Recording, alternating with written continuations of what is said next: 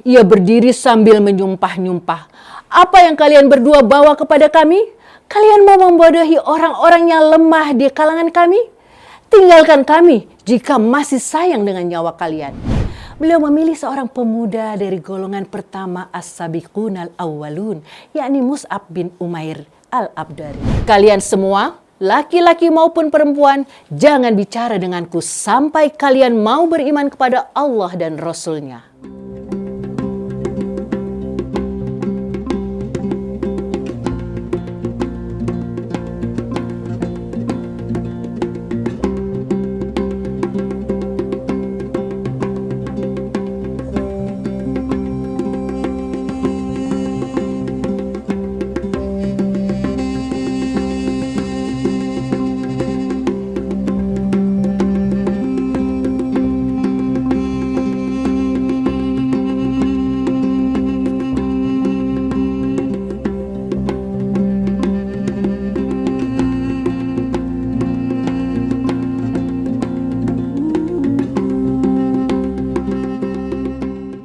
Assalamualaikum warahmatullahi wabarakatuh.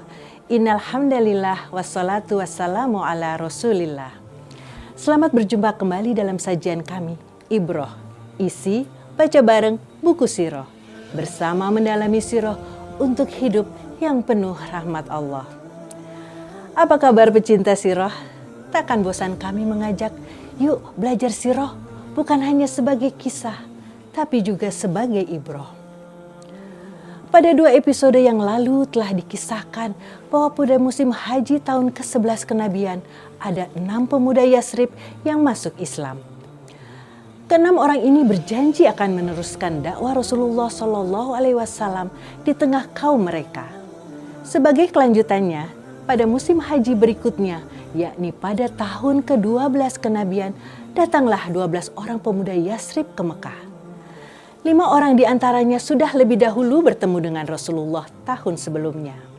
Hanya pemuda ke-6 yang tidak hadir, yakni Jabir bin Abdillah. Adapun ke-7 orang lainnya adalah Mu'az bin Haris, Zakwan bin Abdil Qais, Ubadah bin Somit, Yazid bin Sa'labah, Abbas bin Ubadah, Abu Haisam bin Taihan, dan Uaim bin Sa'idah.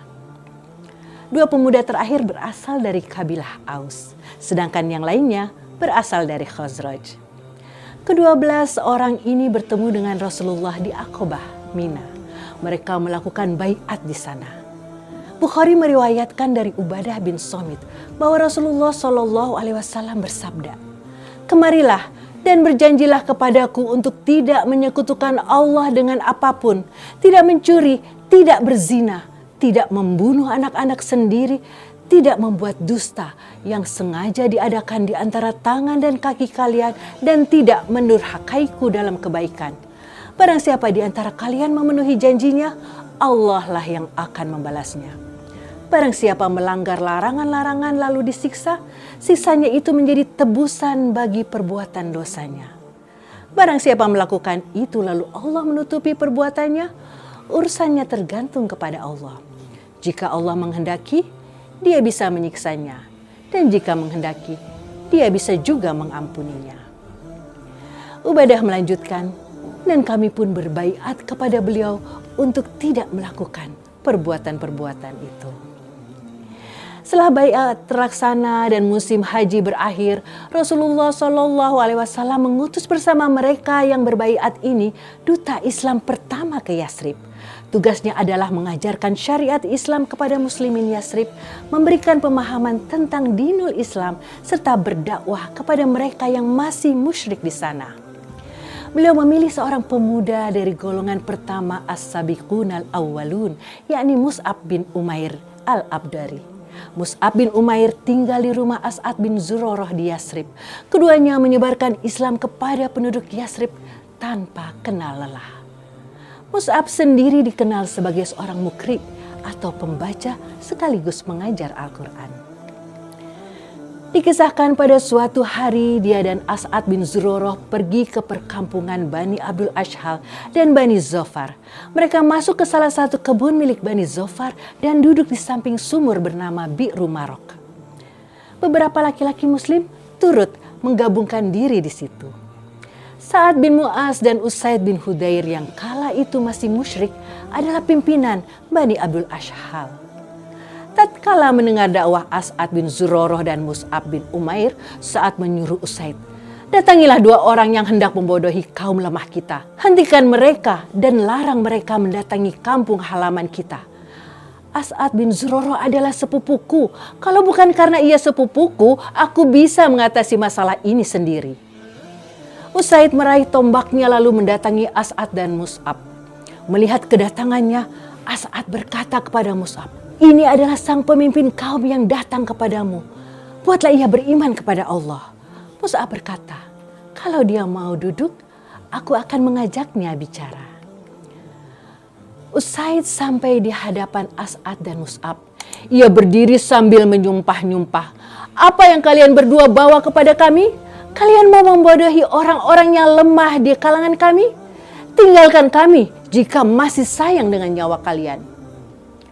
Mus'ab menyaut dengan lembut, "Maukah engkau duduk sebentar lalu mendengarkan perkataanku? Engkau boleh menerimanya jika suka, dan bila tidak suka, engkau pun bisa menolaknya." "Baiklah, aku setuju," jawab Usaid. Ia pun menancapkan tombaknya lalu duduk. Mus'ab langsung bicara tentang Islam dan membacakan ayat Al-Quran. Mengenang peristiwa ini, Mus'ab bertutur, "Sungguh saat itu kami sudah melihat binar Islam di wajahnya, bahkan sebelum ia menyatakan keislamannya." Tak lama kemudian Usaid berkata, "Alangkah indahnya ajaran ini. Apa yang harus dilakukan jika hendak masuk agama ini?" Mus'ab menjawab, "Pergilah mandi, bersihkan pakaianmu, lalu bacalah 2 kalimat syahadat, kemudian sholatlah 2 rakaat." Usaid langsung melaksanakan petunjuk-petunjuk Mus'ab. Setelah itu ia berkata, "Di belakangku ada seorang lelaki. Jika dia bersedia mengikuti kalian, seluruh kaumnya akan mengikuti. Akan kubawa dia kepada kalian sekarang." Usaid mengambil tombaknya dan kembali menemui Sa'ad bin Mu'az dan kaumnya. Ketika itu mereka sedang duduk-duduk di balai pertemuan mereka. Demi melihat kedatangan Usaid, Sa'ad berkata, "Demi Allah, orang ini pulang dengan wajah yang sama sekali berbeda dengan saat dia pergi." Begitu Usaid memasuki ruangan, Sa'ad langsung bertanya, "Apa yang kau lakukan?" Usaid menjawab, "Aku sudah bicara dengan 2 orang itu. Menurutku mereka bukanlah masalah. Aku juga sudah melarang mereka dan mereka berkata, kami bersedia melakukan apa yang kalian kehendaki. Namun ketahuilah bahwa Bani Harisah sudah berangkat ke tempat As'ad bin Zurarah untuk membunuhnya. Karena mereka sudah tahu bahwa As'ad adalah sepupumu. Mereka ingin mempermalukanmu." Lanjut Usaid. Sa'ad pun bangkit dengan marah mendengar perkataan Usaid. Ia meraih tombaknya dan bergegas mendatangi As'ad dan Mus'ab. Setibanya di sana dan melihat kedua orang itu baik-baik saja, taulah Sa'ad bahwa Usaid hanya ingin agar ia mendengar sesuatu dari kedua utusan Islam itu. Saat berdiri di depan mereka dengan wajah gusar, ia berkata kepada As'ad bin Zurarah, "Demi Allah, wahai Abu Umamah, kalau saja tidak ada ikatan kekerabatan di antara kita, aku tidak menginginkan hal ini. Engkau datang ke tempat kami dengan membawa sesuatu yang tidak kami sukai."